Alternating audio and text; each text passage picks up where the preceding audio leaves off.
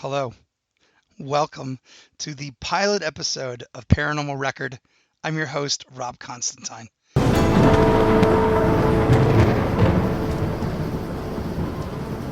Paranormal Record is a podcast about firsthand accounts of paranormal witnessing and people's experiences, and it's all about that, be it ghosts, aliens, angels.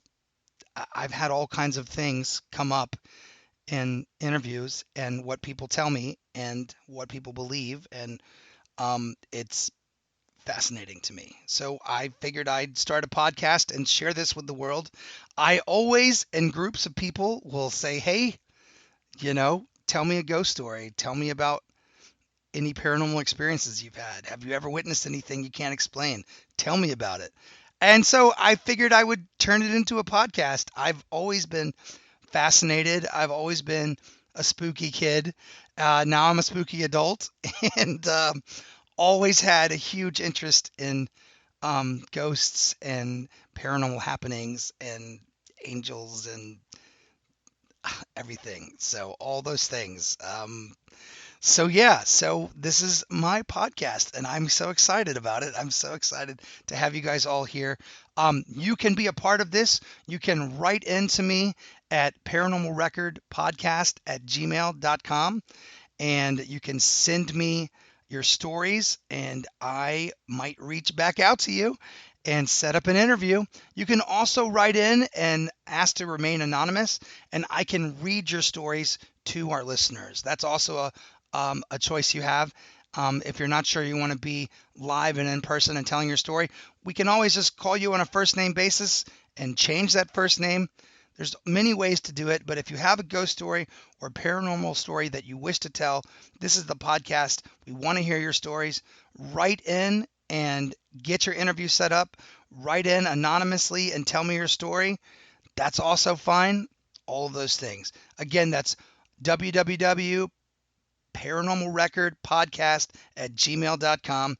Send me your emails. Would love to hear from you and would love for you to personally be a part of this brand new show.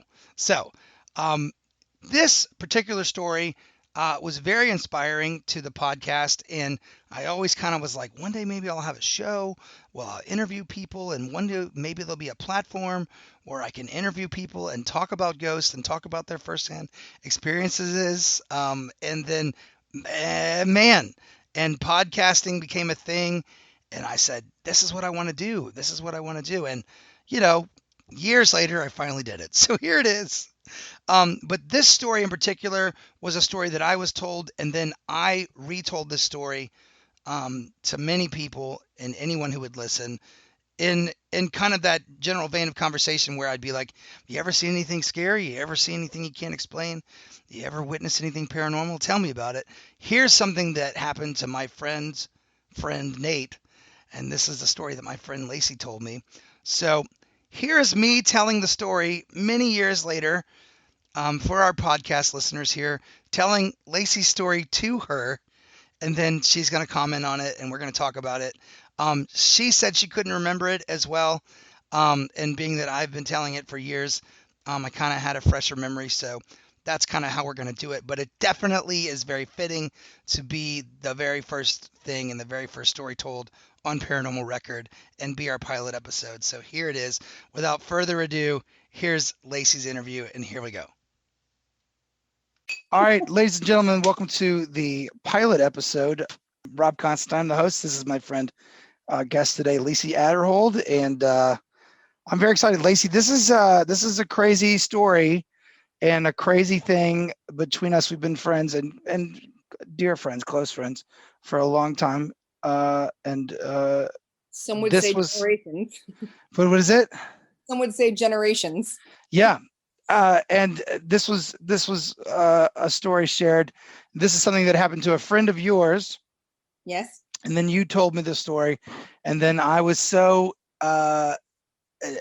interested in the story. I had you tell me again, I think at some point, but I would tell the story, and ended up telling the story to countless people who asked, and when they topic came up that hey, do you have a ghost story to tell? I said, oh, I absolutely do. It happened to a friend of mine, of course. But so here's what we're going to do with this, because this is one of the genesis of the podcast, and I want to I have a wonderful and deep interest in paranormal and ghosts, and I love that. And do I believe? I want to believe, to coin a phrase, but I do believe people are seeing something, and I think that there's evidence that people are experiencing something, and I especially think that that if people have a story to tell, I want to hear it. So this is the very first episode is based on this fantastic story that was told back and forth back in the day between the two of us.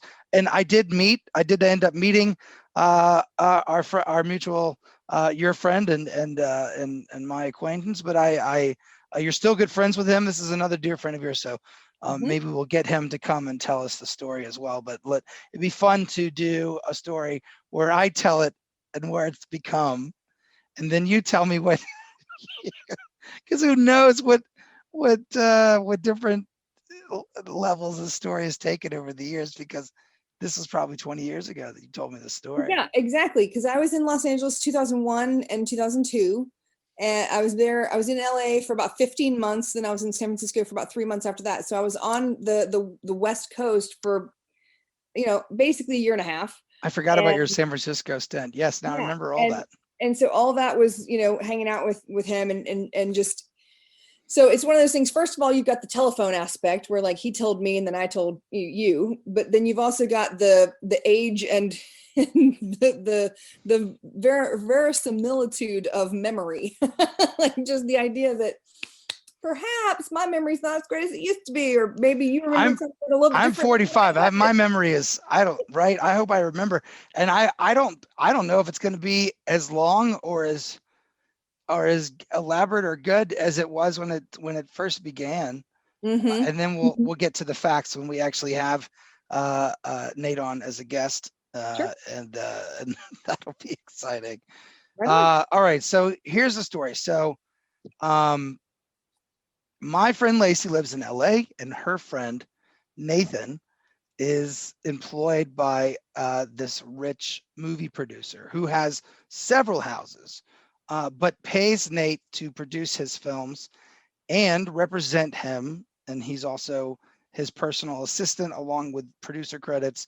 I think the job fluctuates back and forth. Nate does a lot of stuff for this guy. People in LA have people like Nathan, and they're kind of their number ones, and they do all the things. And so Nathan was this guy's personal assistant and also producer, and lived in this house of his. And we never did mention who it was, and we shall not, because that's not important.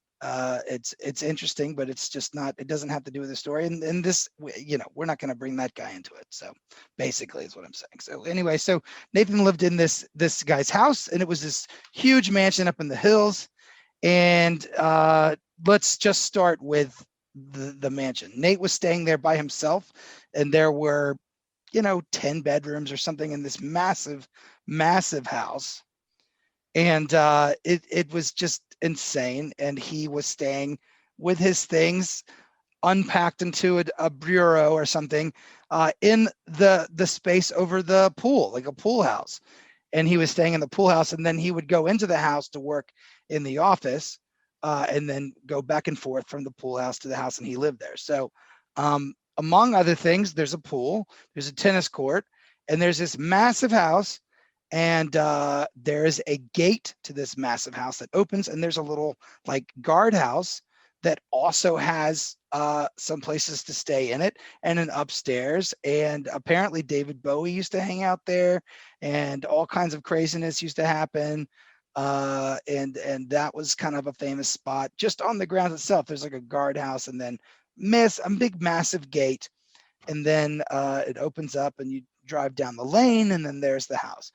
Also on the grounds, and it's very strange, is this cement kind of like foundation that's near the pool, but off to the side a little bit. And it's like this weird like tomb looking kind of building, and it has no windows and no doors, and it's walled in, but it had a door at one point, but somebody had walled that up. And what is that? Like, that was kind of a strange thing, and nobody ever said what it was, and Nate only wondered what it was, but it was just strange and kind of ominous off in the yard to the side. So Nate had experiences mostly in this house and on these grounds, and it was his job to stay there. And the first of these experiences that I was told about and that I thought was rather insane was that he would use the bathroom in the house on one side of the house, and there was one off away from the office, and he would be sitting in the bathroom, and he would hear outside like massive amounts of birds. And as he was sitting there, it wasn't that he walked in and then there was just a bunch of birds.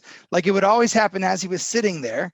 And then apparently there was a patio door in the bathroom, and when he would get through, he would get up and open the patio door to say, what the fuck, all these birds? And then he would open the door and there would be nothing outside. And I mean, like when I say a concentration of birds, like, it sounded like somebody was feeding pigeons outside of the door of the bathroom, and then and it was just loud, and wings were flapping and everything else, and he would open the door and there would just be nothing there.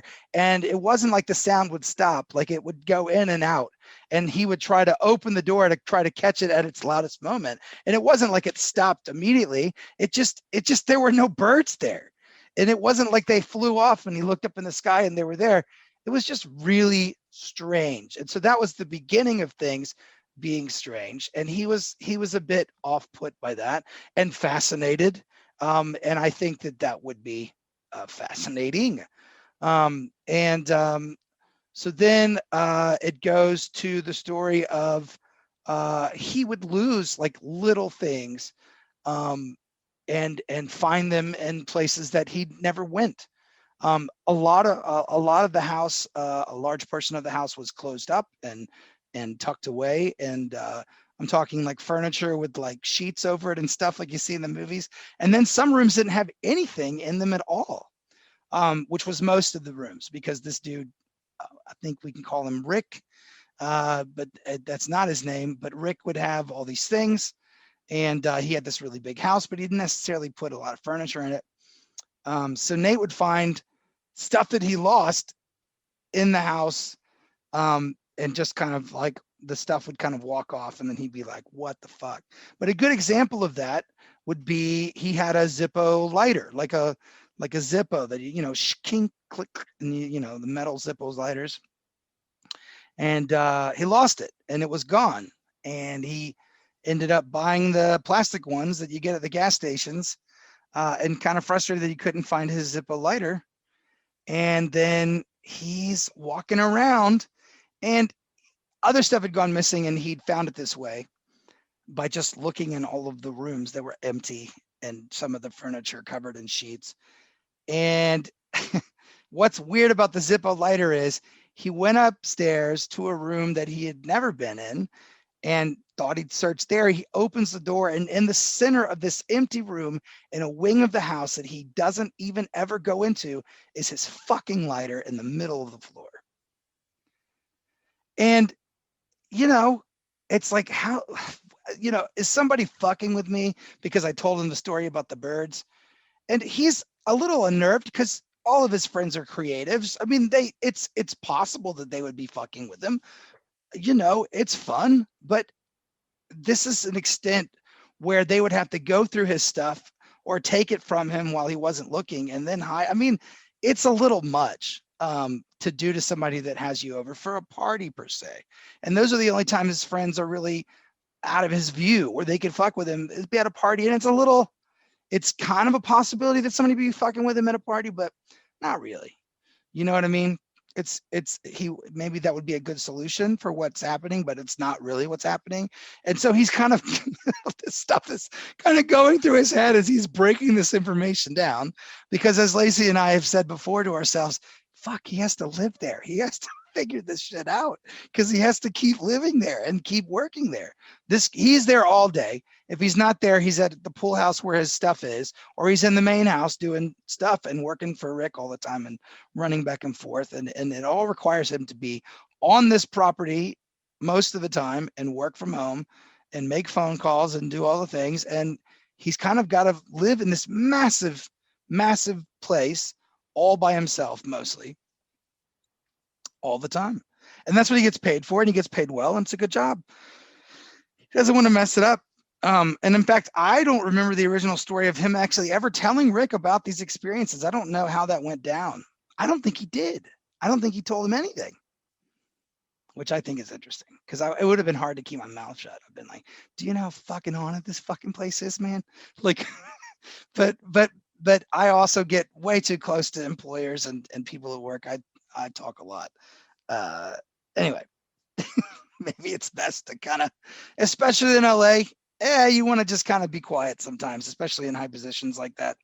I get it. Anyway, so the lighter throws him off. That's kind of crazy, but it gets stepped up from the lighter because he's working in the office. It's late at night. The sun's gone down. It's nighttime, and he's wrapping things up. But it's like 9-10 o'clock, and beep, the alarm goes off on Rick's car in the garage. Rick has several cars. One of them has the alarm is tripped on it, and it's going nuts in the garage. The garage door is open. The security alarm, none of that stuff is tripped. The gate hasn't tripped. Nobody has come into the property according to the security cameras and according to the security devices. No one's asked to come in. There's nobody there but him. And this car alarm is going crazy. So he's like, oh shit, it's got to be an electrical malfunction. It's just got to, maybe I don't know what's going on. This is kind of scary. But he goes into the garage anyway. He opens the door and the car is in there like it should be. The lights of the garage are on like they shouldn't be. The car door is open. The keys are in the ignition of the car. And in the driver's side of the car is a boot. One boot. And Nate's never seen this boot. He doesn't know what this boot is. He's never seen this boot. He's like, what the fuck? Takes the keys out. He hits the safety on the thing and the toggle, turns the alarm off, takes the boot, puts it on the workbench in the garage. And that's the end of that. Turns the lights off, shuts the door, wraps up all the stuff he does and goes back to the pool house. And that was just one day. And it was like, what the fuck? Especially with like, where's the other boot and whose boot is this and what's this all about? So that's crazy. The crows, the lighter, the boot were all kind of the beginning to some other pretty crazy experiences. So the house had like an upstairs area. It was like a servant's quarters back in the day. The house was rather old. There were stairs that ran up the side of the kitchen to a servant's quarter. And sometimes when people would stay over, they would stay in the servant's quarter off the kitchen because it was a small room. It had a bed, it had some furnishing in it, and it was comfortable and nice and out of the way. If Rick was to come home, it wasn't in the way. And if people were to stay over and Nate was allowed to have guests, that's fine. They could stay there. And the stairs came along and just bottomed out right into the kitchen, right off the garage. And there was a dining room and a living room and some space around. And they had these little like black sensors on the walls that had little red lights in them. I don't know if you've ever seen the security system, but you can tell where somebody is if they trip the silent sensors. It'll tell you that people are around, and the red dot moves around the black square. There was a friend that came over. Her name was Janae, and she was hanging out with Nate, and they were in the kitchen, and they were right outside the servants' quarters where Janae was staying. There was a day bed in there, I think, and like I said before, and something goes da and they're like, oh, they heard the alarm trip. Like, several of the doors had sensors where if you open an outside door to the house, the alarm would trip. That was weird because no one was supposed to be around. No one was in the house. They kind of peered around the corner to the door that went to the outside that had just dinged, and they didn't see anything. They didn't hear anything. And he's like, oh, that's weird. And they keep talking and hanging out, and continue visiting. And then later on in the night, they noticed those little panels in the wall, and that several of the red dots that they're not in the rooms of are lit up on the panel. And they're like, what the fuck? So they're like, all right, that's kind of weird. Let's check it out. And so here's what they did. They went from room to room to where the red dots were.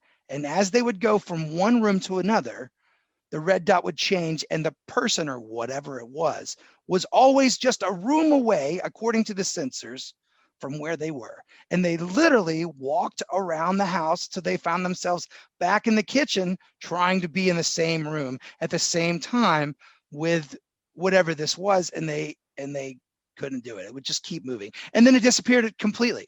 It just stopped at some point. But they literally went in a circle and came back to where they were, and they still didn't see or hear anything. But that initial entrance, ding, ding, happened earlier in the day. And that was, what's going on. So that's another part of the story. And then, she spent the night and by herself in the house, and then Nate was in the pool house. I don't know if maybe she stayed with him that night. I don't really know, but I mean, nothing else happened where that person Janae is involved. I just remember the Janae story and that she was staying over, and then that happened where they followed the sensors around, and then they were just trying to figure that out. And then crazy. And I've seen those sensors before. I know what they're talking about. There was a pool party, bunch of people hanging out in the pool, and I think, Lacey, this is your part of the story. Yeah. And that you went, and again, this is funny, and this is not gross. People have to use the restroom during a pool party, and they're by themselves. And she goes into the house where everybody's outside in the pool to use the restroom, and she's in the restroom, seated on the toilet, and she hears outside a little bit of shuffling, and she looks in the light under the door of the bathroom. It looks like somebody has just arrived and is 1 foot, 2 foot standing there. And, she's like, hey, it's me. I just left. There's another bathroom across the house. I'll be right out, but it's going to be a second. And nobody knocked. It was just the feet, and they were just standing there.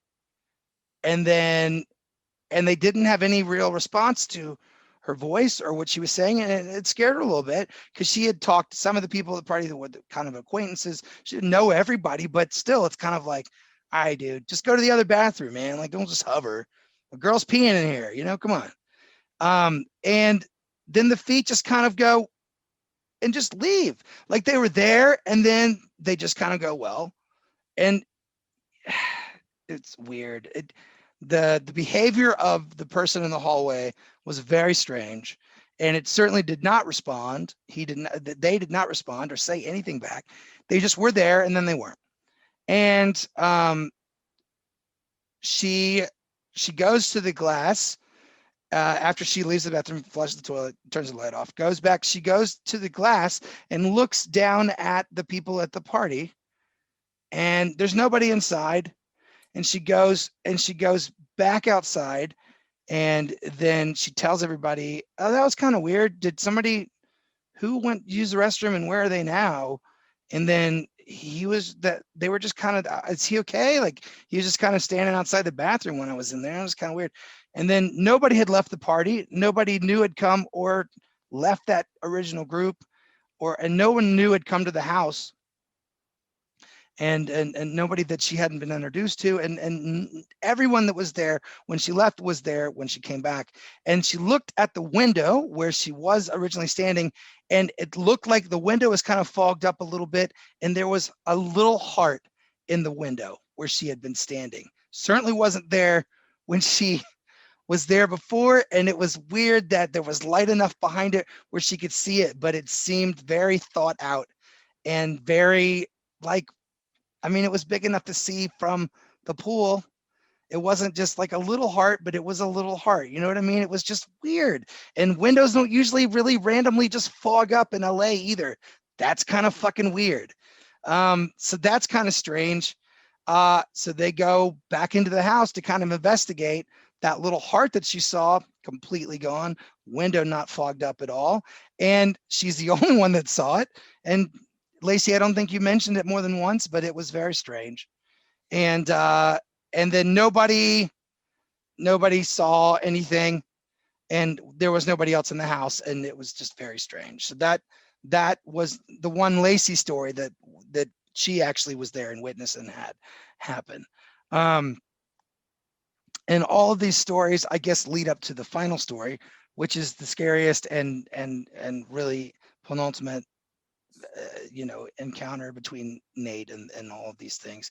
And the last story I heard, now they could have gone on, and there could be more stories, and I could be missing some stuff, but Lacey told me this over several hours, over several different phone conversations, because she was in LA and I was in Atlanta, and we would catch up from time to time. But here's how the last story goes. So Nate is sleeping in his bed in the pool house, which had no activity, and nothing had really happened in the pool house. And he seemed to kind of live with a nice separation of the crazy in him. And but that was all about to change this night that all this happened. And poor Nate, he wakes up, and lo and behold, there is just something standing there in his tiny little bedroom in the pool house. And it's just standing there, and it's watching him. And it is a dark shadow with, and this is cliche, it's kind of funny, it's got a big hat with a big brim, and he's kind of got like a trench coat on, but you can't see any features, and you can't see any facial features or anything. It's just a very dark shadow, but it is a big person, bigger than Nate, and standing there. And he wakes up to that. And it doesn't say anything, it doesn't do anything, and he loses his shit and bolts out of the bed, past it, runs down the stairs of the pool house and along the gate. And he's just going to leave. He's going to get in his car and leave. I think that was his plan. And all of a sudden he hears there's something chasing him, and he can hear the footfalls behind him. And so he doesn't stop. He keeps going, and he makes his way back around the pool. Now he's going to go back into the pool house where he came, and he runs, and he gets to the pool house door, and he goes to open it, and he puts his hand on the pool house door to go back up the stairs. And as soon as he does that, the feet, they don't stop. They kind of go like past him. Like they're running, he's running, he puts his hand on the doorknob, and then what he said was that the feet just passed through him and just kind of faded. They didn't stop. It was just a weird thing. And he didn't feel it like go through him or anything. And he didn't hear it where it like went through the door and then was inside. It was a very strange thing. It wasn't necessarily an abrupt stop. Like you would think that if somebody was chasing you and you stopped, they would stop because they're running to you, right? But this instead just kind of pattered off. Nothing. And then everything's quiet. And he said, fuck, it's got me. I'm going to stop running, and it's just, I'm going to turn around. And he did. And there was nothing there. So at this point, Nate goes back upstairs, and he's exhausted emotionally and physically and freaked out. And he says, you know what? This is my home. This is my job. Fuck it. And this man goes back to sleep. Amen. Nate, you're my hero. And that's the story. And that's the ghost story. And that was the last I heard of those events. And then, but that's the story that I've told. And that's the story. So there you have it. Yes. Nate is my hero. Because I don't think I would have been able to go to sleep. I probably would have just left. I would have quit my job. I don't know, man. That's the thing. That's a lot, man. That's a lot of fucking shit to go down. I lived less than a mile from him. He could have just come to my house. He could Yeah. have, Yeah. he could have walked to my apartment. It Yeah. would have been fine. Like he didn't Yeah. need a phone. He didn't need keys. He didn't even need shoes. He could have made Yeah. it to my apartment. I mean, I wouldn't have made it to my apartment. I would have been like, I don't care that I'm naked walking down Sunset Boulevard. I'm going to go to Lacey's house instead. I'm not staying here. Yeah. Whew. His boss had several houses around the country, and he was only in LA for maybe 3 weeks out of the year. So Nathan was a caretaker as much as anything else. Like it was really kind of the perfect job. He was living in a house. He was doing all the, calls and meetings and everything else he needed to do. He was also, making sure to take care of everything that happened as far as, engineering, I guess. He took care of all the people coming in and out and all the anyone who had to come and work at the house and all that kind of stuff, just to keep it in tip-top shape, that kind of thing.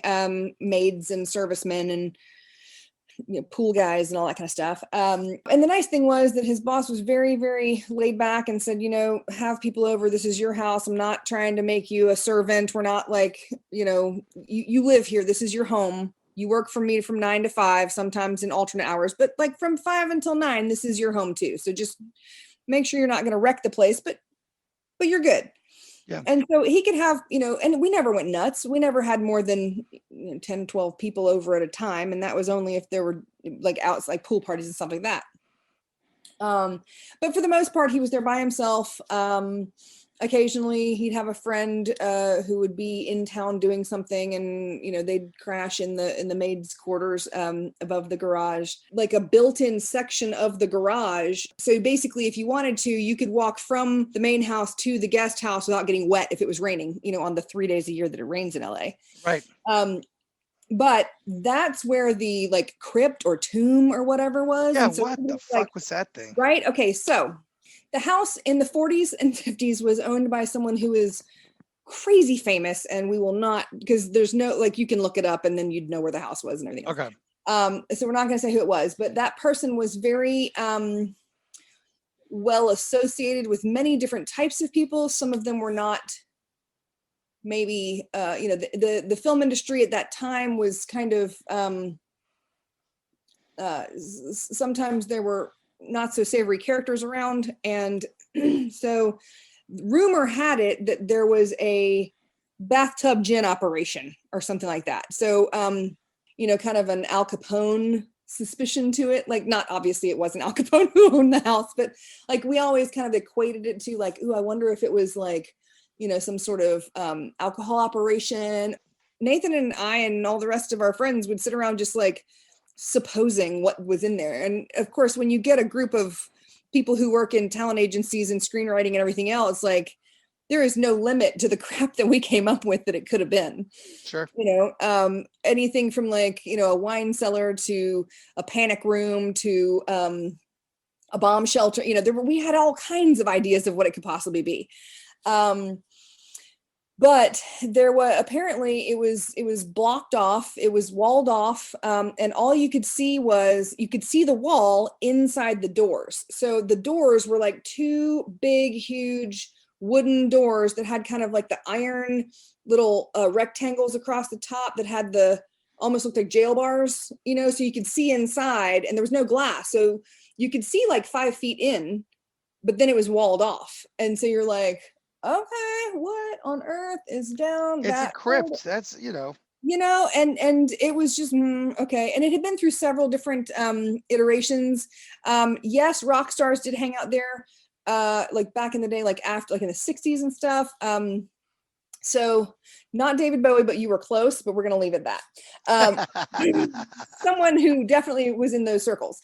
But yeah, so basically you've got kind of a circular. Jim Morrison. What? Jim Morrison. Oh no, goodness gracious, can you imagine?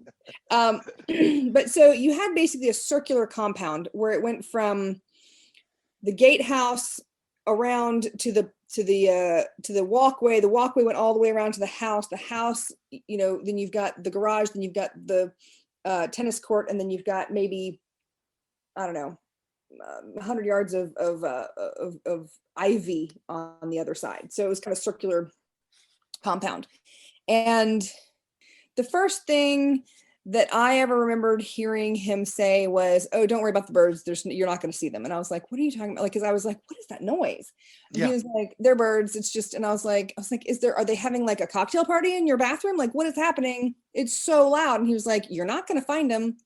And I was like, "Okay." And so he says, "No. I have tried.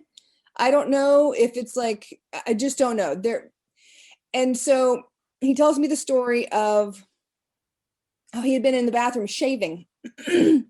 And so he's standing there at the door, at the mirror, sorry, trying to shave. And he heard these, it sounded like someone had trapped, thousands of crows, like off one of those nature shows where you just see hundreds and hundreds and hundreds and hundreds of birds. And they're just making all that noise. And it's like that kind of cacophony of just, and he said that it was just all of a sudden it was really loud. And so he's like standing there with like a razor in his hand and a towel over his shoulder, and he kind of like walks out the bathroom door into what is his bedroom and opens up the door to his patio, and there's just nothing, and the noise is just kind of gone. And he's like, "Oh, okay, so maybe I'm hearing things, maybe whatever, no big deal." He knew he was in the house alone. But here's the thing, his boss's girlfriend would come by occasionally to check on mail and stuff like that, because she would often go and travel and see the boyfriend, see Nathan's boss. And so she would come by and grab things and take them, to the boss, wherever he was, whether he was in New York or wherever. And so she had a key. So there was always that like plausible deniability in the back of Nathan's head that, oh, I'll bet, I can't remember the woman's name. Let's call her Sunny. Sunny. Okay, that's fine. So I really can't remember her name. It's making me nuts. I'll remember it eventually. It doesn't matter. We're using different names anyway. Sunny sounds good. Right. But so Sunny, there was always that possibility that it could have been Sunny, and she had all the codes and all the doors and all the keys and everything anyway. So I think that's why when Nathan would tell me these stories, he wouldn't be like totally freaked out. It would be comical to him, almost like, "Oh, you'll never believe this. Ha ha ha."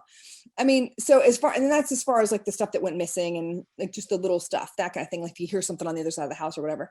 But I was like, "Nathan, I don't think that Sunny brought a bunch of birds out to your patio and like let them live. Like how?" I don't think that I don't think that Sunny is going to be the story on this one. Yeah, I don't think it's the way to get out of it. And he was like, "No, I mean, I just figured that maybe I don't know, maybe she stepped on the remote and the TV turned on, and then she was stumbling forward to turn off, maybe in the other room." And I'm like, "Okay, dude, whatever." Yeah. But so I'm sitting there and I'm listening and I'm hearing these birds and I'm like, "What are you talking about?" And he's like, well, he tells me the story of the first time it happened, where he's like standing there with his razor, looking around like, what the heck just happened?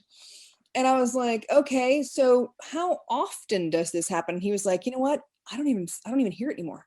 Like, I don't even hear it anymore because it happens so often that people will point it out and I'll go, oh yeah, I guess." Yeah, the birds. Right. And it's just, and so I'm like, okay, so apparently you're okay with the crazy like bird noise. How, like, this is okay, it's fine. So that was kind of the first interaction I had, or the first knowledge of any of it. And the weird thing was that I kept supposing things to him. And this is kind of goes back to us all sitting around talking about all the stuff that it could possibly be. And, I'm thinking like, maybe there were a bunch of birds, on top of the house, and they were close to like a ventilation. And so that you could hear the ventilation, you could hear, how sometimes you see movies where they can hear somebody talking through another room. Yes. Because of ventilation or whatever. And I'm thinking, well, maybe there's birds, we just don't see them here. Or maybe there's something, whatever. And then I had my little experience on the tennis court. Oh. This was the tennis court thing that freaked me out.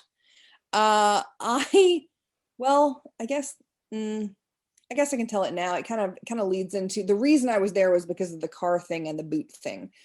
Oh, Because he called you in. He was like, I need well, reinforcements. he told me about it and I was like, what? And so he goes through and he's telling me about it. And then he was like, hold on. You know what? I'm gonna have to tell this the car and the boot story first because it really does kind of have a lead in. Okay, so a couple weeks later, he's telling me about this experience that he had with the being like on the other side of the house and the car alarm goes off. It's like, I don't know, 11 o'clock, 12 o'clock, 1 o'clock in the morning, whatever. It's after hours. No one is there. No one is supposed to be there. It's far later than the girl from whatever stopped by without calling, Sure. saying, Yes. hey, I'm going to stop by. I don't want to wake you up. Should be alone. And I was like, so he's telling me about this thing where your story, your telling of this was pristine. The alarm goes off in the garage and he's like, what the heck is that noise? Like he's looking at the thing and they had like a handheld panic button and it had a screen on it. And that's where you could track the people in the house. That's the thing that you could. Oh shit. It was handheld. Nice. So it was like this little handheld thing. And so he was like, well, nothing's going wrong. And I can hear the thing going off, but none of the doors are open. There's nobody in the house. There's nothing moving. So he's like, okay. So he goes down to the garage. The lights are on. You're right. The car is not on, but the keys are in the ignition. And there's a like dirty, grungy, grimy, like work boot. Oh shit. In the passenger seat. And he's like, okay, first of all, it wasn't his size shoe. The guy he worked for would no sooner wear work boots than fly to the moon on a pig made out of marshmallows. Like, I mean, he was very like, even his jeans were Gucci, right? This man didn't own anything that was a work boot. Okay. And so firstly, Nathan's thought was, oh crap, I have to have the car detailed because there's a nasty, dirty boot in the seat of this car. So, so he like kind of 2 fingers picks up the boot and puts it over off to the side on this little shelf. And and at this point I'm hearing this story. I was not witness to any of this. So he tells me about how he's like, closing the door and locking it and making a note on his at this point BlackBerry, like way back in the day, right? So he makes a note on his BlackBerry that he needs to call and have a detailer come out and clean the car the next day. And he walks back inside after he's gotten everything done together and everything's great. And he goes back and he just goes to sleep. And I was like, what do you mean you just went back to sleep? Like every time something happened, he just went back to sleep. He'd be like, well, I mean, right. Yeah. It was just, he was like Man of Steel. I don't know. Like, I just don't like nerves of like cojones of like, I just don't. He had to deal with it. He lived there. It was his job. Yeah. And he had to figure out a way to kind of come to terms with it. That's what we decided. Like I wouldn't have been able to do it. Or maybe I would have. Like depends on how much they paid me. He had a really nice job and a really sweet deal. Yeah. Saved every money, every single penny he would have to pay to rent, he saved. Exactly. That's enough to deal with whatever. They can come and have a party in my bedroom every night and just tell me when it is so I can sleep around it. Right. Like just, at least have a schedule, guys. If you're going to play piano and dance around and scare the bejesus out of me, just do it on a timely manner so I can get enough sleep in the beginning. Take a little nappy poo. Right. Well, here's the other thing about Nathan. Nathan's father is a scientist. Like, and he's like, he's that guy who is legitimately the smartest person in the room. And I'm talking any room he walks into. Like his father is that guy who is just wicked smart. He's very well read. He's a scientist. He can, rebuild your engine and he can tell you how quantum mechanics works. And he could probably like build a spaceship in his backyard and launch it and then call NASA and be like, oh, hey guys, by the way, like he's just that smart. But he's very pragmatic, very science-based. Everything was very, this is how you find the truth. Science is the way towards. Okay. So yes. And then what happened? So Nathan's fearlessness may be basically because if he doesn't see proof of it, he's gonna let it go. That's just kind of how he was. But the boot was proof of it. That's what's so insane. I know. Like it was And just in his face. And so he's telling me about this, like, I don't know, 2 or 3 days later or whatever. I'm over at the house, we're hanging out talking, and he's like, I was like, you've got to be kidding me. He's like, no, I'll show you. Come with me, I'll show you the boot. And I'm like, what? You have the boot? What? It's still just one though. Yeah, it's a boot. It's one boot. It's a boot. So, it's a boot time. So we walk over and we go past like the little maid's quarters and everything. We go into the garage, and he's like, and I could see that there's the dirt on the seat was still there because the people hadn't had time to come out yet. The appointment was for like, later that week. I was like, okay, fine. So he goes over to this little like shelf/bench thing where he had put the boot, and there was no boot. Oh, son of a bitch. And he was like, huh. And I was like, what do you mean, huh? And of course, I am from the South. I know about Southern ghosts. I am a fraidy pants of the first order. I will happily make a declaration in the middle of a living room to all beings that might be in the room with me and explain to them that I am okay with them being here as long as they're okay with me being here. I am very much a believer in the weirdness. I don't know what it is, but I'm okay with it as long as they're okay with me. You know what I mean? And so I am a believer in the crazy and the scary and the whatever. And he's just like kind of happenstance. He's like, huh, well, I know I put it here and I'm the only one who was here. And I mean, it's not like I woke up to hear this. I was awake. I was fully functional. It's not like I sleepwalked and moved the boot or something. And I'm like, okay. And so he's like, you know what? Hold on. Let me go see. And because they had like a login sheet in the kitchen where the housekeeper would log in and let him know if he, like that way, if he was not there, she had a key and she could, or she had access to a key box on the outside of the house, whatever. And so he walked in literally like 5 feet past the door around a little nook to look at the little sign-in sheet to see if she had been to the house that day. And I was like, Nathan, she wouldn't clean the garage. Like, that's not, does she come in through the garage? She was like, no. He said, she comes in through the front yard, through the front door. But let me go check. And I was like, okay. So he walks out like 5 feet, little steps up and around this little nook. And he's gone for maybe a minute before I hear like footsteps. And I'm like, why are there footsteps to the right? He went to the left. There's nobody here. He and I are the only 2 people here. That's weird. And then I'm thinking, like, I don't know why my brain didn't go to fear. It went to, I wonder who's outside. So I walked over to the door that's on the other side. I open it up and I hear footsteps inside the tennis court. And I'm like, oh, maybe the groundskeeper guy, the guy who sprays all the bushes, maybe he's here today. And he was always a nice man. I'd met him several times and I was just going to say hello. So I walk, under the staircase and I walk in. The tennis court is one of those, like, it's completely, there's ivy grown all the way up, the whole thing. Like it's like a standard fence with the little squares. Is it covered? Is it indoor? No, it's an outdoor scenario, but it's completely like you could stand naked in the middle of it. Unless someone had a helicopter, they wouldn't be able to see you. So it's all walled by like ivy and lattice. It's a gated, with like the little triangle fence. Yeah, chain link. The chain link or whatever, but there's ivy growing up it all the way around. Okay. And so I was like, oh, okay. So I open up the swing gate to get into the tennis court to say hello, and I hear like footprints running, but they sounded like an old Raymond Chandler movie, like where you hear like the dress shoes like clack, clack, clack, clack, clack. It wasn't like tennis shoes that you'd think a guy who would be running around and spraying plants. It's not like you're thinking he's going to be wearing dress shoes. So I walk through, and then I'm standing there and I can hear them while I'm in the court, and then they stop, but I'm still there and I'm there looking, and there's nobody, and there's only one door, and I'm standing in it. So he was in the garage with you and then said, hang on, and left you there in the garage by yourself. For And less, then yeah, and walked this way, and then that's when you heard the other set of footprints at the same time he was walking at some point.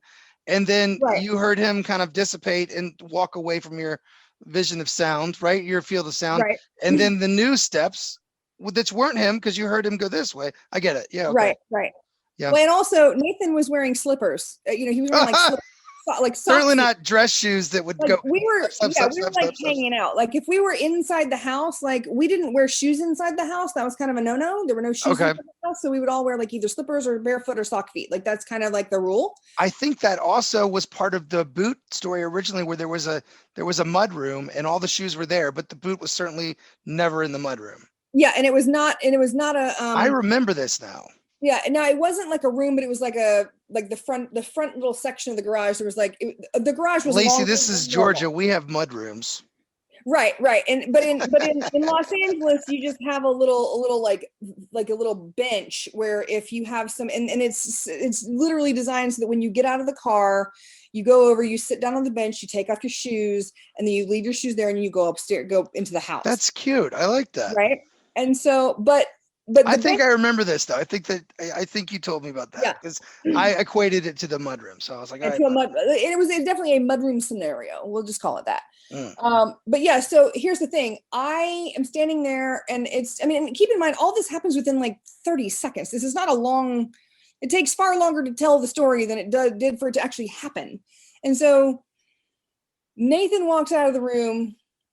I can hear him like looking at the paper because it's like a log, right? He's looking at the paperwork and I hear the thing and I walk towards the door and I open the door and then I walk out 2 steps and I open the other door and then nothing is there, but I'm hearing and then I don't hear it and then it's gone and there's nobody and there's only one door and I literally turn around and look and Nathan is like kind of like leaning down still looking for the damn boot. Like he's still in it. He comes back and I walk back in and he's like, where did you go? And I was like, well, right. And then there was the footprints and then the steps, you know, the noise and then there's nobody, but what I don't, and he's like, okay, I don't know what you're talking about. I didn't hear anything. And I'm like, well, I heard something and it sounded like boots or like dress shoes running across the tennis court. And he said, well, there better not have been somebody wearing dress shoes on the tennis court or I'm going to get in trouble and have to have the tennis court restarted. Which is that just sort of goes to show like how like really pragmatic he is. Like it's like he sees things happen. He goes like his first thought is, oh, I need to fix that. Well, he's got to take care of the house. That's his whole job. Exactly. I mean, part of his job. Sure. Yeah. But okay, so the other thing about the car incident so there was also a lighter inside the car, like the push, you know, that push lighter. Oh, yeah. That's used to come in all cars, you know, that push lighter. Yeah, cigarette lighter. Yeah, sure. Out. Okay, well, apparently it was like it was taken out and it was like sitting upright in the middle of the middle console. That wasn't hot or anything. It was just like not in the right place, which seemed odd to have a weird boot. Something pulled it out. Yeah, it was like somebody broke into the car, smoked a cigarette, and then left one of their shoes behind. I don't know. Weird. Yeah. So anyway, so the boot is gone missing, but there's still like dirt on the seat. I can see that there's dirt there, and he's just like, I don't have any idea where I'm the only one who's been here. It happened on Friday. The maid doesn't come until this afternoon. I checked the log. I'm the only one here there's nobody been in this room. So it's very crazy. So that's the kind of the car alarm scenario. And you know, of course, all the other doors were locked and everything else. And the house really was kind of a fortress when you take into account there was a very small number of doors. You know, there were basically just enough doors to pass fire safety regulations. You know, you have to have certain places where there are 2 doors, but everything else was like, you know, there was a door to the outside and the back next to the pool. There was a door off to the side in case there was a fire. And then there was upstairs, there was the front door and the side door. And then the second level had like the one extra exit that came out through Nathan's bedroom. That was it. There's not a lot of entrances and exits, you know, and this being LA, you don't have a lot of windows either. I mean, that the windows are kind of in the higher up sections of the house, but a lot of places that were high up on those mountains, because of earthquakes and everything else, you don't have a lot of glass in these houses. Okay. And so it really is kind of a very shishi thing to have lots of like you see those houses that have like the full wall, like the full side of the house is all windows. That's not how it was. They did have one room, and that was the living room that had 3 floor to ceiling glass panels. And that's where you told the story about the heart. Yeah. Okay.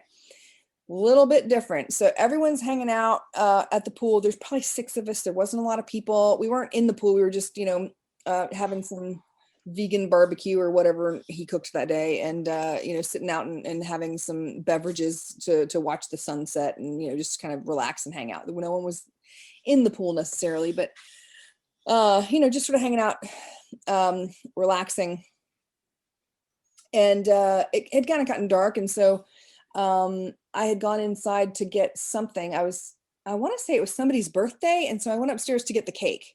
I want to say I went to the upstairs to get the cake, and so I went upstairs. I grabbed the cake. I come back down, and everyone's like, "What were you doing in the living room?" And I was like, "What do you mean? What was I doing in the living room? I didn't go to the living room. I was in the kitchen. I was getting I'm holding a cake. Do you think that was in the living room? I don't know what you're talking about." And everybody's looking up at the window, and I'm like, "What are you?" And so I'm looking up, and like, the clouds kind of get out of the way of the moon a little bit, and you can see some little shine, and there's a handprint on the window. It wasn't a heart, it was a handprint. Okay. And I'm like, okay, so I was the only one in the house when that happened, thinking immediately like, I don't want to be in the house with whatever that thing was, like, I'm like, oh. And so everybody's kind of like, ooh, let's go see what it was. Okay, so we go upstairs. Yeah, everybody, let's investigate.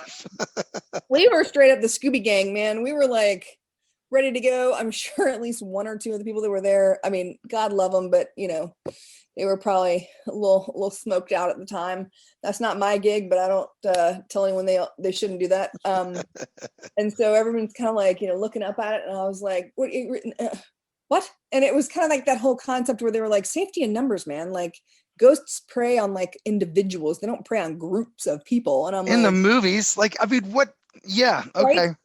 Anyway, Yeah. so I was like, you know what, y'all, I'm gonna sit down here. I'm just gonna, y'all. And then of course, every one of them wanted to leave. And then I was like, I don't want to be by myself. So I went with them. Yeah. So I was like, ah.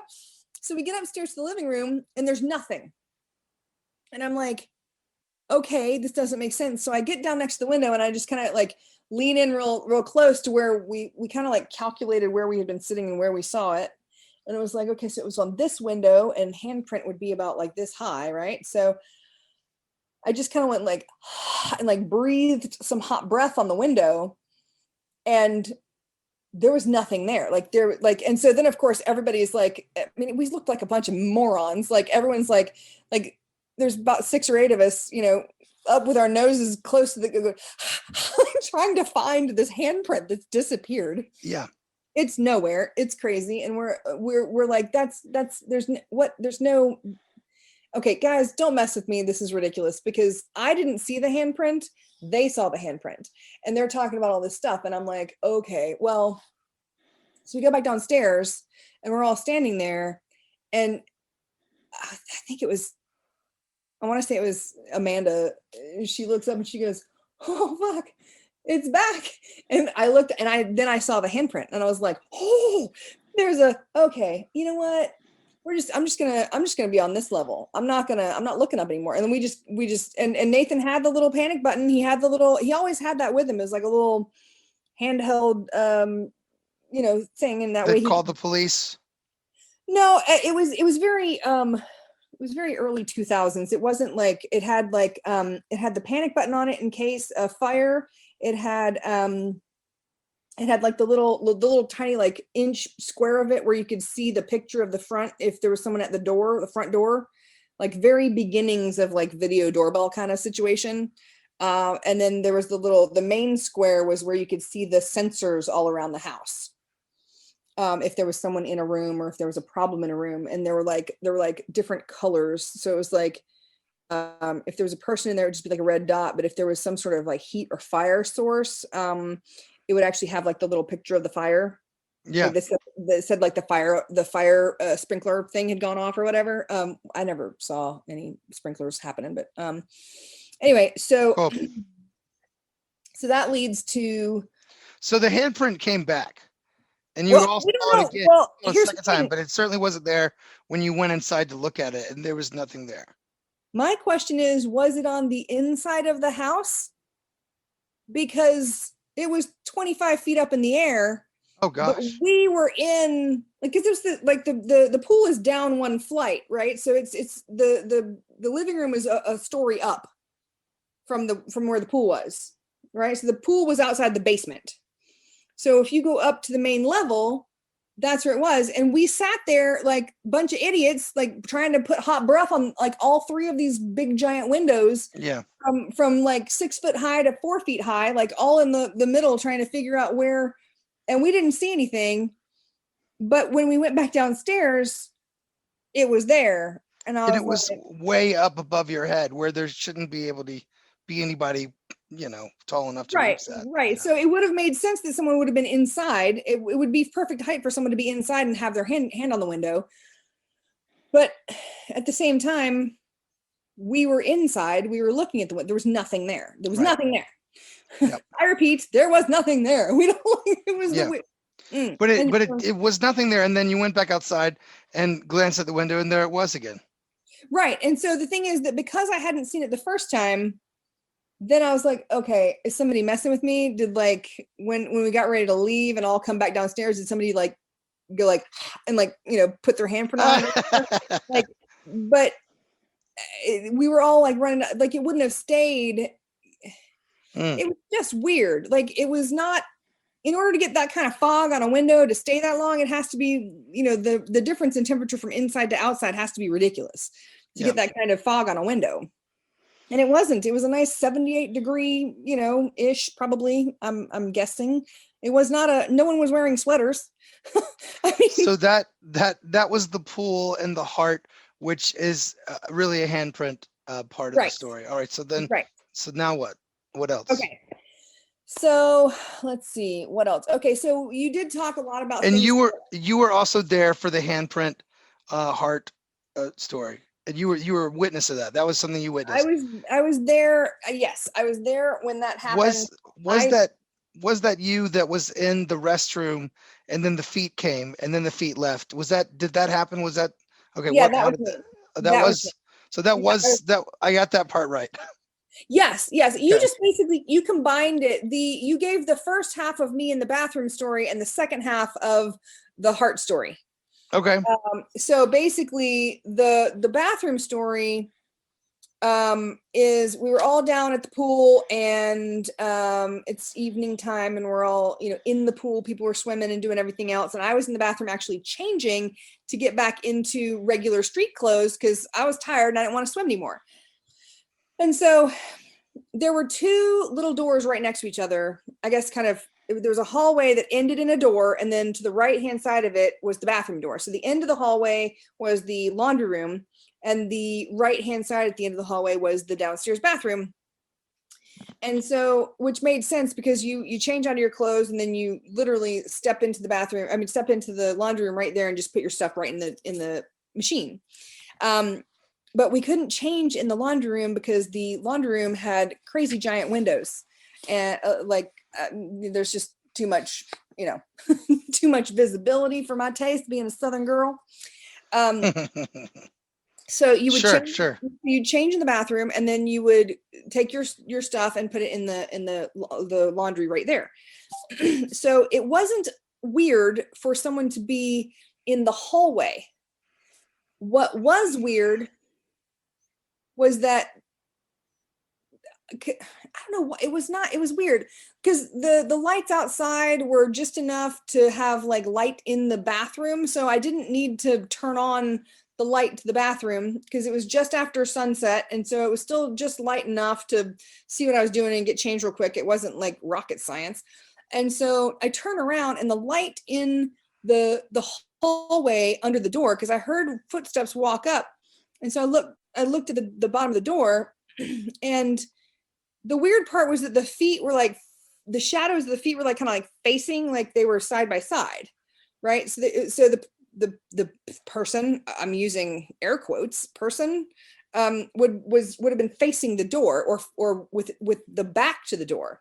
So if someone had been coming in to put their stuff in the laundry room, they would have been facing sideways. It would have just, I would have seen one long shadow instead of two small ones. Does that make sense? Like the feet were like, does that make sense? Yeah. So, and I said, hold on, I'll be right out. I'm just gonna, whatever. I don't know what I said. I was just like, give me a minute. I'm almost done or whatever. And there was no talking, no nothing. And I was like, okay, well, fine. I finish up and I get my stuff and I'm wrapping my stuff in my towel so that it's not going to drip on the floor.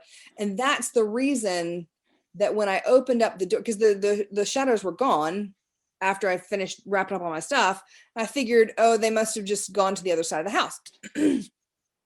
So when I opened the door, I'm holding my stuff and I'm looking down to make sure I'm not going to drip on the floor, because it's like that terracotta tile, and it was like very slick. If you get like, there was always the rule that you always had to like dry off your feet before you go inside, or you would slip and bust ass. Like there was just no way around it. You were gonna like break your skull open. So I look down and I'm making sure I'm not gonna drip on the floor, and there's two footprints, like just like right there, wet footprints. Against the rules, Right, they're wet and also dangerous, and everyone was pretty excited to follow the rules. Absolutely. Because they didn't want to fall because they'd done it before or they'd heard about somebody doing it. Right. Yeah. And so there's two footprints like right there, and I was like, oh, somebody's in trouble. So I'm like, what the? So I literally just kind of like bend down and kind of like use my bundle of already almost wet clothes and just kind of like tap it up. I can see you doing this, like, right. That's the way I am. If I go to someone else's bathroom, sons of bitches, I will organize your magazines by alphabet. Like, that's just the way I am. So awesome. It's so true. If you have like books in your bathroom, they will be alphabetical by author by the time I leave. So I bent down and I was patting up the water, and then I like looked to the left, because so as I'm standing in the doorway getting ready to go out, I would go to the right to get the door, and that door would literally be like within arm's reach to go and drop my stuff in the laundry room, or look down to the left about 10 feet down the hallway. And then at the end of the hallway, there's an open area of about 10 feet long that kind of like goes off, and that's the left-hand side of that is the downstairs little lounge area. And then to the right of it, if you get to the end of that extra 10-foot open section, there's a set of stairs that go up and kind of like go up 4 feet and then take a right and come back towards me, that go upstairs to go to the main level. And I'm looking down the hallway, and there are footprints all the way down that go up to the two, like to the first little like landing, because it's one of those like L-shaped, it's an L-shaped flight of stairs, right? So the water stopped at the landing though. So there was water from the landing to the doorway. And as I'm patting up the water, I look to the left, there's nothing from the door and there's nothing above. And the water steps don't like decrease or increase. Like they're just. I understand what you're saying. It's like paths in the snow, but it seemed like someone was just literally dropped in the snow at some point and then walked in a straight line, and then they came from nowhere and went nowhere. Away. Right, right, because the water stops right before the stairs, and the level of water in the footprint, because you get less water every footfall. And okay, I totally understand. Right. Yeah. And No, so it's absolutely. just like it was just the weirdest thing. And so you know, and I was just then by the time I get to that second or third step where I'm at the landing and I'm like, oh, okay, there's no more wait a minute, why is there no more? So Okay, what did you do? Did you go tell them?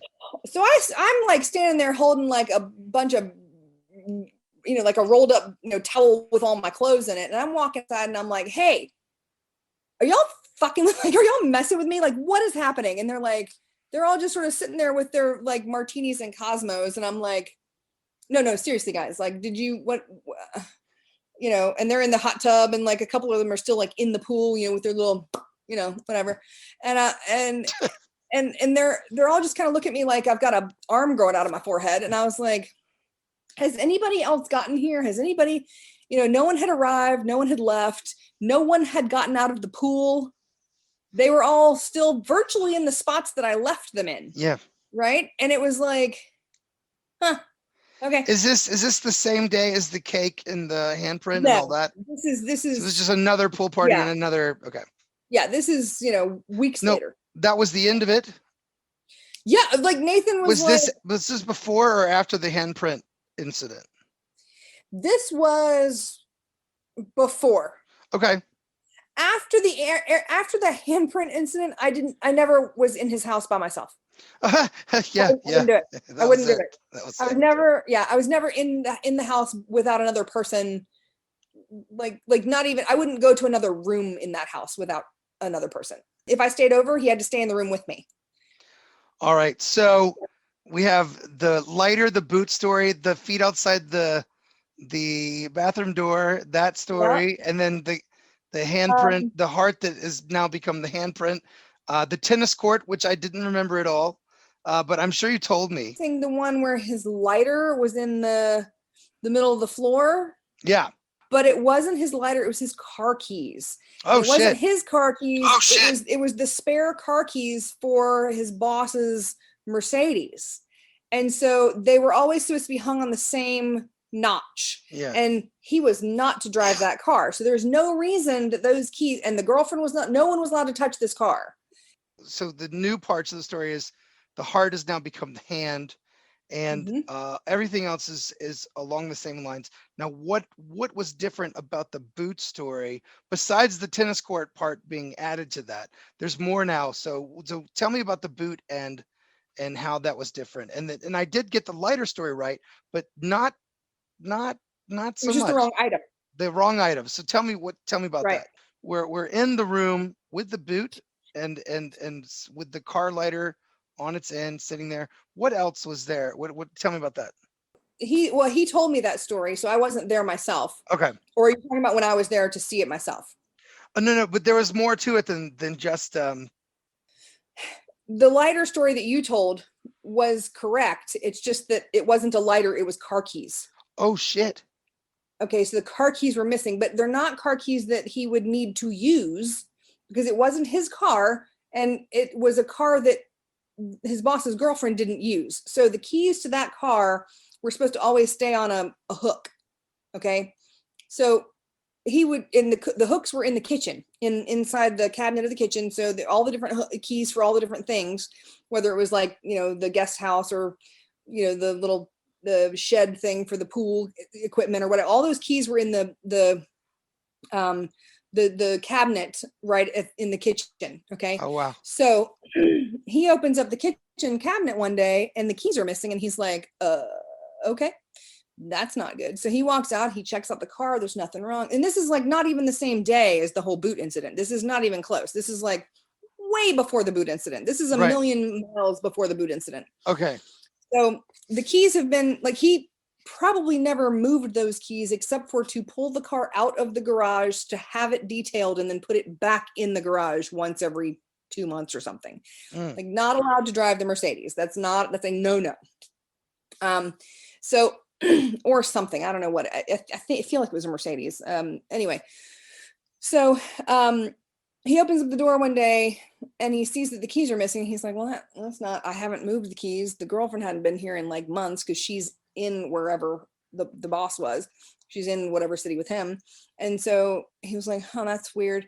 And so he's walking around, and it turned out that he had the bug guy was there, right? And so the bug spray guy. Yeah. The rule was, unless that was a person who was a repetitive person, like they had one person who did the plants and one person who did the, whatever. But so because the bug guy was like a rotating guy each time, it was never the same guy. And so it was part of his job to like just accompany the guy around and, make sure he hit all the spots he was supposed to hit. So they open up this one room that was like, all the rooms were furnished.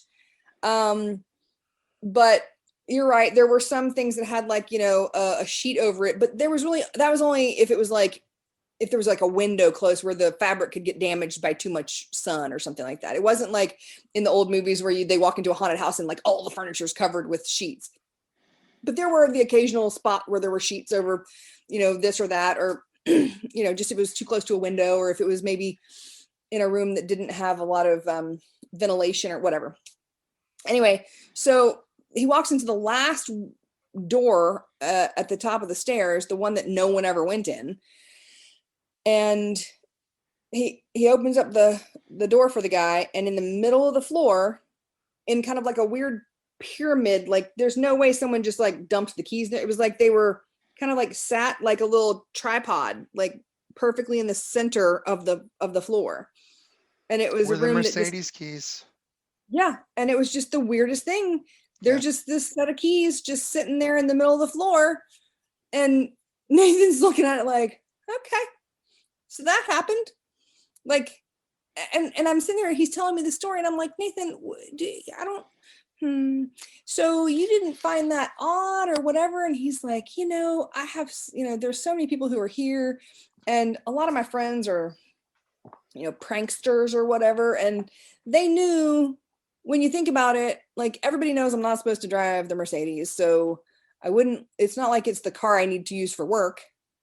And I guess they knew that I'd be in this room eventually, maybe. I don't know. Like But when he asked them, none of them even laughed. Yeah, nobody. They didn't even. They were like, "Yeah, that wasn't us." No, and most people are like, "What?" Like that. Like most people are seeing the woo factor, and he's just thinking like prank. And I was like, Nathan. They were like, "No, that wasn't us." So yeah, you're not freaked out by this. Yeah, it was should be. It was definitely kind of a thing. So, yeah, I'm trying to think of the last one was with when he and you said Janae. Janae, yeah. Yes, the story with Janae. It wasn't Janae. There's no one named Janae. Okay. Her name was Sanaa. You were close. That was pretty good. I'm just making shit up here. Thank you. Shakespeare and I, we just make up words. It's super close. And I want to say it's Sanaa. It was something like that. It was like Sanaa or no, I think Sanaa sounds right. Yeah, right. Does it? Yeah. Okay. So she was there that afternoon. She excuse me, she would come over and hang out. She was I can't remember what her business was, but she was one of the few people that he knew that would have like random days of the week off, like during the day. And so if he's working and waiting on phone calls, there's literally nothing to do except for sit and wait on a phone call. There's not a lot of going around because he needed to be in front of his computer. So he did have a good chunk of downtime every once in a while. And so if he'd have a piece of downtime like that, he'd call Sanaa, and they would like grill out and sit and wait for whatever and do like giant fun lunches, or like, she'd bring sushi, whatever. So she'd come over and hang out and do like an overnight, or, where she'd be in the maid's quarters, or she'd be in one of those spare bedrooms or whatever. And then, yeah. But so Sanaa, but she was there, and they used that handheld device. And that's how they walked around the house to see that thing that they could never catch up with. So her favorite room in the house is the kitchen. She loves to be in the kitchen. She likes to cook a lot. She likes to do all this stuff. She's always ordering groceries. So she's always there, kind of whatever. So she gets up in the morning. She's making breakfast in the kitchen. She's like making breakfast, and Nate, come down, whatever, have breakfast. Nathan, whatever. And so he comes in the kitchen and they're standing there talking and you know, she's making breakfast and he decides he's going to pull out some orange juice. So they're standing in the kitchen and that's when this thing started. Mid-morning, there's nobody in the house. No one, there have been no appointments. He knows that he has to be there all day long because he's got some calls that are coming in. They're coming in on the business line, which is the landline. And in Los Angeles, you do not miss a phone call on your cell phone. You don't forward it to your cell phone because the service out there was so crazy. There's no chance, especially if it's an important call. So yeah, so they're in the kitchen and he sees it blink and he's like, why is that blinking? Because, you know, okay, not supposed to blink. The little handheld thing, the little Yeah. what are they called? The little panic button thing. And so he's standing there, he sees it, and again, this is him telling me a story, or it might have been Shanae, whatever. It might have been her telling me the story. I can't remember if it was her or him at this point, but the two of them were there telling me this story. And she's so the light kind of flickers or whatever, and he picks it up, he's like, that's weird. And it showed there was someone in one of the upstairs bedrooms. And he was like, huh, okay. Now, what you have to know about the living room area is that the staircase was like a circular staircase that went all the way kind of up around, that was kind of a grand staircase, right? And so you could see the doors to 3 of the bedrooms. If you stood in the middle of the foyer looking up, you could see the door frames to 3 different bedrooms from one spot in that room, in that foyer, right? So basically they're like, he says, well, I need to go check it out. And she's like, well, you're not leaving me alone. No. I'm like, if there's a murderer in the house, we need to die together, whatever. So they go and they're standing in the foyer and he looks down. Don't leave me alone with the murderer. Yes, exactly. And so he's looking at the thing and it's like, and the dot moves, and it flickers to the next room over. And he's like they're standing there and nothing has happened. So unless whoever was in the, you know, like the green room at the end of the hall, unless they walked through the freaking wall, there's no way they made it into the next room over. So it was like this weird. And then, you know, he's like, it moved rooms. And she's like, oh no, that's nothing. Why aren't we seeing this? And so then the next room lights up and there's no visual. And so she's like, this is a bunch of bullshit. I'm going to go, you're playing a prank on me. I'm gonna go upstairs and look. You've got people in those rooms. Like, she's, you know, thinking he's pranking her. So she like runs up the stairs, starts opening rooms, nobody in any room, nothing in any of the rooms. And she's like, so she comes out and she's looking out and she's like, where's the dot now? And he's like, you're the only dot up there. Yeah. And he's like, and she's like, but we just saw that. And it was just bizarre. And so we don't have any idea, like they didn't know what it was. They didn't have any clue or whatever. And then the dot was, at one point, the dot was like, after they figured out that she was upstairs alone, then the dot was like on the downstairs level. And so they went and looked at the top of the stairs and there were no lights or anything on downstairs. And then the dot disappeared again. So they were like, okay, maybe the alarms messed. Like, see, that's the thing, man. Nathan is a very but they were trying to find it, and then they were going room to room, and it was always just a room away from them. That didn't happen. No, that did. Like, okay. She went up to the top of the stairs. She opens the door and like, where is it now? And then like, because it had been kind of hopping rooms, and she kept walking to the door, and then when she finally came out, and she's like, okay, where is it now? And he's like, you're the only thing up there. Like, you're the only dot. And then it disappeared just like it had arrived without any sound. And I don't know if that initial dong with that entrance thing, I don't know if did that happen?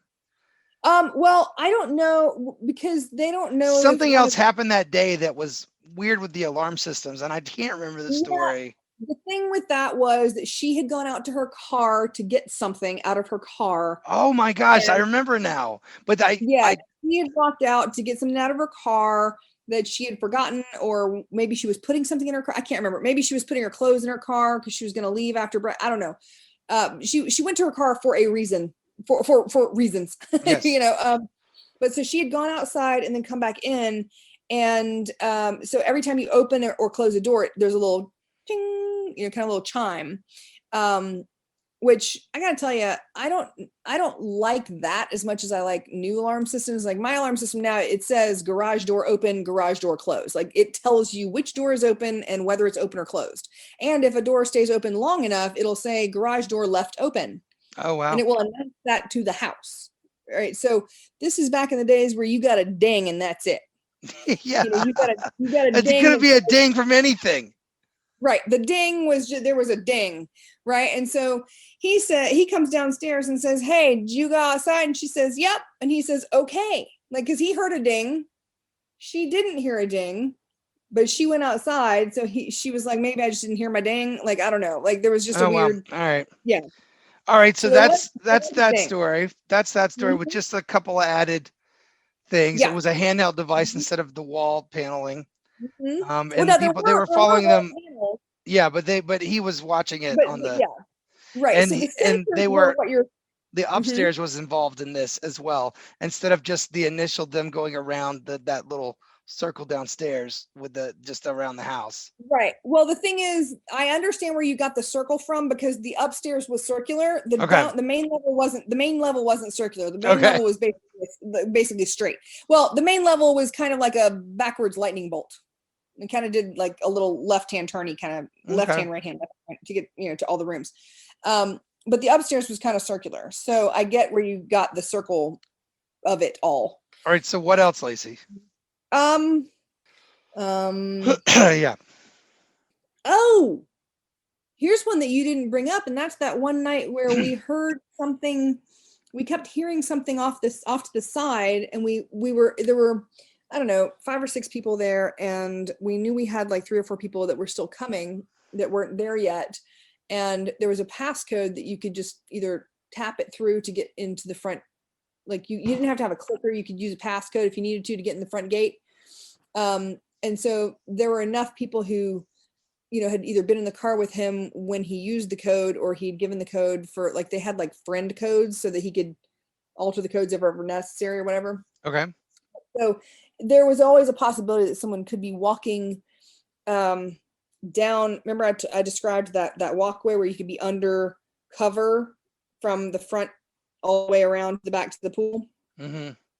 Like there's that that kind of covered walkway. So a couple of the guys still weren't there yet. And we heard like some shuffling and then like a weird scream. Oh. But all of us were already there. And the thing is, I mean, that's not necessarily an unheard of thing because this is Los Angeles. This is up in the hills. Coyotes can sound remarkably like a woman screaming. Okay. Okay. This is not something that we were like, you are inclined to check it out in case someone has been injured, but you are not shocked if there's nothing there necessarily. Because they sound like screaming ladies. They do make weird, like sometimes their barks can sound like a woman going, oh, like falling down a flight of stairs or something. Who knows? Yeah. So we heard like some shuffling and then like a hup, but it really did sound legit like a woman screaming. So of course, a couple of the guys were like, well, we gotta, like they just jump up to go and make sure that whoever this person is not injured. There's no injured person. And so they run down the side. Well, the thing is that there's a light at the far end next to the guest house, and there's a light next to the corner where you come around to the pool house, but there's a good 100 yards between those 2 lampposts. Okay. And you're under a walkway there's like, so the walkway is maybe 6 feet wide.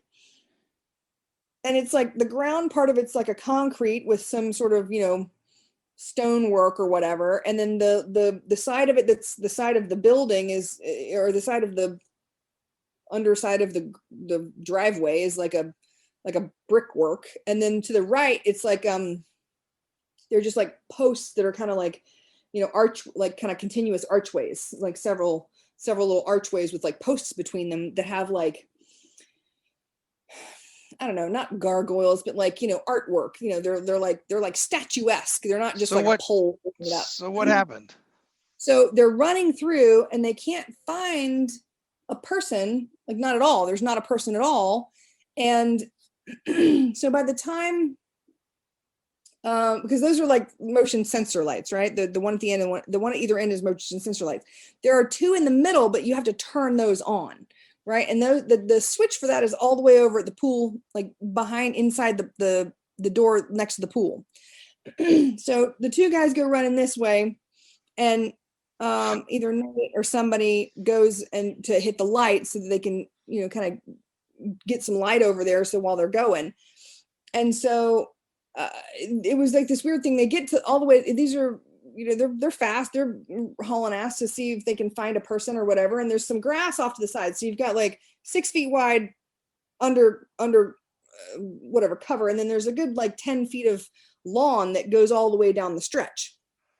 And so they're like running down, they're like running around looking, can't find anything. And they end up both being kind of in the yard part. And then the light comes on, because then of course it took a minute for them to get the light on, for Nathan to get the light on. And then the light comes on, and then all of us, like, they're both like kind of standing, looking in different directions, trying to find this person who might be injured. And like both of them see a shadow, but in a different place. One of them is looking towards the wall where the archways are. And like I said, the archways have like, they're ornate. They have like, they're made of stone, but they're carved, right? So they're like statues. So some of them have like vines that are actually stone vines, like chiseled into the stonework, right? Okay. And then there's, yeah. And so in other words, the conversations had after this was along the lines of like, are you sure you didn't just see like the vine wrong? Or maybe like the arm on that statue was maybe a little bit, like maybe you saw the arm of the statue. And they're both just like, no, there was a person, but we couldn't see the person. And then they both, like, the lights come on, and like one of them goes this way towards the shadow that they saw. And then the other one goes towards the shadow that they saw. And then there was nothing there, and they were chasing it. Well, again, like there was one of them was kind of like behind a tree, and the other one was behind like the column. And they thought they heard someone scream. Right, and so when you could have been an oncoming guest that had not checked in yet. Yes, because there were still 3 or 4 people that hadn't gotten there yet, and so, and again, this is the Hollywood Hills, where literally, if you took one false step to the right-hand side, you could fall off the cliff. I mean, there was a fence down, but the thing is, the fence was at the property line. The property line ended like 25 feet down the cliff. So if you hit if you hit a wrong step, you could slide down that incline and just be like laying against the fence waiting for help. Like, you didn't go, and a lot of these houses were like that. And the thing is, people don't go down there unless they know the area. Like, it's just like you not at night. Like, for when you can't see. Right. Well, I mean, and even like Nathan's boss wouldn't just like wander out at night. Like, he wouldn't just do that without having the lights on and making sure, and you don't leave a dog out there, or you wouldn't, take a pet or a baby. You just don't, you don't let your baby roam when there's a place they could like fall down an incline. Folks, don't let your baby roam in the Hollywood Hills at night by itself. That's good advice. Right. No toddlers allowed. All right. So that happened. Right. And so that's how you found out about the cave, that the crypt. That's when I was telling you about the crypt. Was because that's the wall that the crypt was along. And so fucking weird ass. Yeah, it was crypt in the middle of the property shit. It was that's crazy. Walled the fuck in. It's goddamn walled in. Yeah. That's crazy. So that's really scary. The crypt alone, and just picturing just some random just cement in the middle of a property that has been walled in. That's weird. All right. So what did I miss anything? Did I miss anything else or get anything else wrong with the story I told? That Nate didn't live in the pool house. He lived in the main house. He was in his bedroom, like I said. In the main house. In the main house. He was in his bedroom. He wakes up kind of like middle of the night. He kind of like one eye open, kind of sees like a thing. And the thing is, at that point, there had been some break-ins in the Hollywood Hills. They had had a lot of issues with break-ins. So they had been like very, very serious. Like the police had made statements on the news recently saying like it wasn't stop still. It was just sort of like, it was like shifting back and forth. But then again, like I said, That's so terrifying. Oh my God. right. But so he wakes up and it's like, and it's not like at the foot of his bed. It's like so it was in like the doorway of the bathroom or slightly in front of it where he could see the person, but he couldn't figure out like how close it was to him. But it was moving, kind of like shifting back and forth from one leg to the other, just kind of like shifting a little bit. And so he literally, he felt like it was coming closer. Oh, oh, hell no. Yeah, there wasn't any like pointing or any like, yeah, but it was kind of like shifting back and forth, and that kind of made him feel like it was coming towards him. Okay. And so he was like, nope. Okay. Like, because at this point, again, because there was a point where he was just staring this thing down and then he decided to run.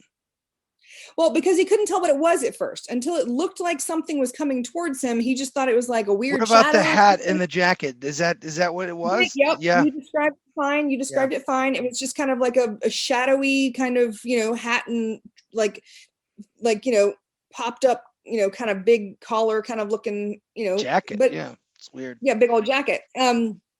So the door to his patio from the edge of his bed was probably 10 feet. Well, Nathan is 6'5". Okay. Like he's not a small man. Okay. And so he literally like, in 2 steps, he can, like, if he's like moving with a quickness, he can make it in 2 steps and just be outside. And so the running thing and getting out, because there had been, like I said, always pragmatic, always looking for like proof and science and all that kind of stuff. He never would have, I don't think it would have fazed him had there not been like news reports that week of intruders in the Hollywood Hills, like even some on his street, like on his road. Yeah. So, and this is LA, where there doesn't necessarily have to be an alarm going off for them to have gotten in. And so he immediately was like, okay, not worth losing my life over. I'm out. So he runs down the stairs. He gets outside. There's like noise behind him, which is the footprints, the footfalls, the steps behind chasing him. Yeah. Chasing after, or what he feels like is chasing after. He gets all the way down to the where the guard gate is, and he realizes he's not heavy enough to like make the thing go. Like he can't, and he doesn't have his keys because he was just in his he was just in his pajamas. He's like naked. He's barefoot, half naked, running down. And so then he's like, okay, so he then in a this is right move, yes, this is right. Yes, I remember now. He takes the right hand turn and goes down the stairs, and then goes all the way down that covered area, like with all the creepiness where I just didn't like to go. He goes all the way down that and then comes up the other end at the top of it. Cause there's, like I said, there's a walkway that went down with this thing still chasing him. So he goes down one flight of stairs at the very end next to the guest house, runs back towards the house. He realizes that he's left the house through one door and all the other doors are locked. Yeah. He can't get in any other door. He has to go back to the same door he exited, or he won't be able to get to his keys. Yep. So he gets to the top of his stairs and he realizes, like, as soon as he put his foot on the bottom step and starts running up the stairs, the footprints kind of slow down a little bit, but he gets to the top of the stairs and he expects the footprints to stop at the bottom of the stairs because he's already at the spot where he can turn around and lock the door, right? Like he's already there. And so he figures that if the noise is still right there, but then the noise just keeps going and it kind of goes like underneath him. Yeah. Or through him. But then it's in front of him. Yeah. And he hears them. So it's kind of like it just goes like through, but he said that it didn't go through like his body. He didn't feel like anything like, go through his body or anything. He didn't feel like, it was all sounds. There was no feeling to it. It was all very, except in the beginning when he was looking at that fucking thing. Right. No, there were no feelings to any of it. He saw it and then he heard it, but he never felt anything. Like there was no physical, right. Yeah. But he did see it in the beginning when he was just staring it down. Yeah. No, there was a visual to it at the beginning. Yeah. Now again, so all these things happen and he gets the door, and he's like, and so he's standing there, and he's like, well, maybe I'm just hallucinating this. Like, what's gonna go What? Oh my God. there? Like, I know things don't just go through walls, so I'm gonna literally walk back in my room 10 feet and fall back into bed and go to bed. I'm going to go to sleep. I'm out. I'm done with this. I'm going to sleep. Yep. I'm calling it a day. Yep. Turn the lights out. It's time to go to bed. Yeah. I would have never been able to sleep in that room again. I don't think. I would have been so I would not have been able to sleep terrified. Yeah, I don't know again. Like, what are you talking about? I would have just had to figure something out. Or maybe I would have slept in the guardhouse, just something away from the main house, I guess. I don't know. There's some options. I mean, I still probably wouldn't have told Rick about it. I mean, I don't want to quit or alarm him. His but boss, didn't he bring a poltergeist? Didn't he bring an exorcist or something in? Wasn't that Rick that did that? And then he brought in something later on. So he did tell him. I don't think it was Rick. I don't think it was the boss. I think it was Nate. I want to say it was the girlfriend. So he told her? Maybe. I seem to think that there was a little bit more to the story where they brought something in. I didn't remember that until you brought it up, but I think you're right. I think there was some sort of like, oh, you know what I mean? I guarantee. Okay, so there were two girls that were all friends with. One of them was like super into like spiritual stuff or whatever. Yeah, and there's always that girl. Right. Well, I mean, not to like, pigeonhole anyone, but she was always into like sage burnings and that kind of, so her answer to the handprint on the glass was, oh honey, you need someone to come sage your house. And so a few days later she came back over with like a bucket full of sage, and like they did that change anything? It wasn't the stuff with the guy in Nate's room after that? I think it was. I don't think it changed anything. I think maybe it quieted down for a while, but then the thing happened with him, the pool house, or not the pool house, but the where he was sleeping. No, okay. So the order that I'm just trying to remember what you told me. Right, the order I remember, because it kind of like grew, right? So it was not. So basically, the first thing was the keys that were missing that he found in the floor of the middle of the room, right? And then it was then there was the weird alarm system issue where he and Sanaa were like trying to find the dot, right?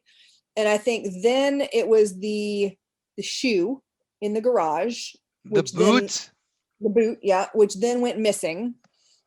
Then it went missing, and we never saw the pair, right? And then the boot itself went missing. Yeah, that was crazy. Right.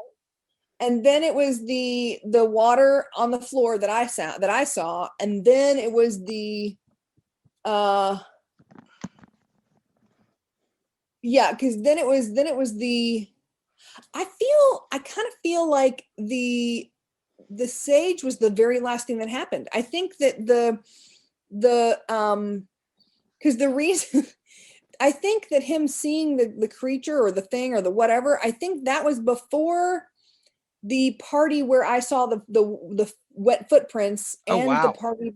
And I think it was before the scream thing happened, and it was before the handprint. And don't forget the birds and the birds in the beginning. Right, the birds were near the beginning. Yeah. And then my event with the birds was right after he was because he was telling me the story and showing me where the boot was, where the boot wasn't. And so that happened like that day, like it was like 3 days later. But the thing is, the reason he had so many people over, I kind of think, was because he didn't want to have the house all to himself anymore after he physically saw the thing. I mean, that checks out. Yeah. But because, as pragmatic as one person can be, as based in science as one person can be, there's always like that fight or flight response where you're like, okay, I know that this isn't supernatural, but that doesn't mean I should still be living by myself in this giant house while I'm like up in the middle of the Hollywood Hills. Can you remember anything else? That's it? I think so. I do remember. And that was the last big thing that happened to him too. That was it, right? That was the last thing he told us anyway. The lighter was not the first thing that happened. I mean, the crow noises was kind of like that happened a lot. And it wasn't like that wasn't the first thing that went missing. that he found in a weird place. Like he would find like books in the freezer. So Nate wise, so that's it, right? I think that's it. Yeah, I mean, it's all basically like I said, there were a lot of like little things where stuff would be moved one place or another, like the remote control would be on the wrong part of the table. And the thing is, like I said, his boss was very precise. If he wasn't supposed to be in a room, nothing in that room should move. Right. Right. And so the thing is, Nathan never went into the living room, the formal living room. There was no reason that any of the books should be moved. There was no reason that any of the, stuff should be moved. Right. He knew where everything was, because if anything happened, if the power goes out, he has to have the guy come and back and fix all the cable or what, so he knew where everything was, or rather was supposed to be. But he would find remote controls like stuffed in the couch, and he would find books in the fridge or the freezer. He'd find cabinet doors that were just left ajar.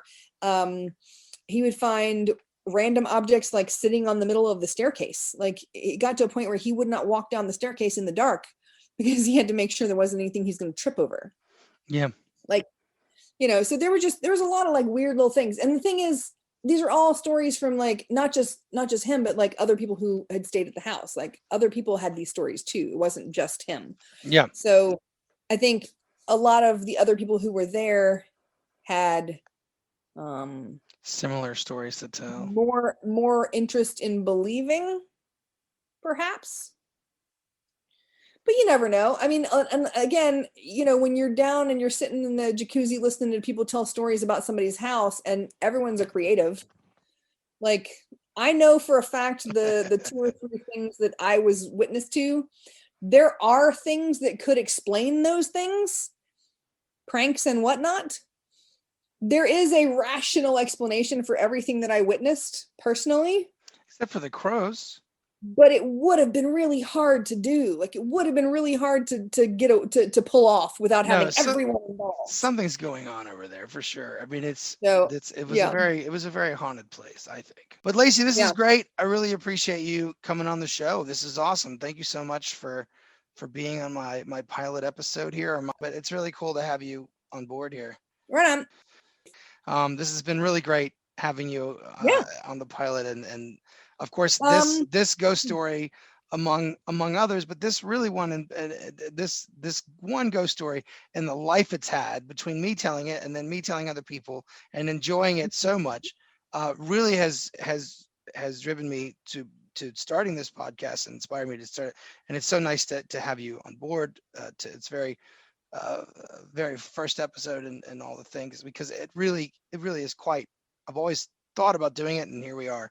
And it's been interesting, but this story has certainly taken on a life of its own and been a part of my life since you told it to me. And it's funny that it's still here, and here we are. I'm going to try to do a podcast with it. I'm excited. So right. Well, if I had any one thing to say as far as like a last remark kind of scenario, I would say that whether you believe in science or the supernatural, I think this story is still fun to listen to.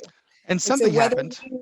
Like whether you're a believer in like needing proof or any of that kind of stuff, or whether you think it's just a tall tale, or whether you believe in the ghosties and the supernatural of it all, I think that that anyone who listens to this story, whether you try to rationalize it or just go on the journey, it's still an interesting story to listen to.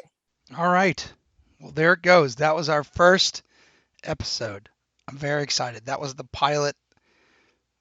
Yes, very excited. I've been telling that story for years, and it's really cool to have Lacey on and tell the story back to her, and then all the things we talked about. It was very interesting to see, how much of the story was accurate, and then how much of it was just a little embellished or whatever. But that's what you get.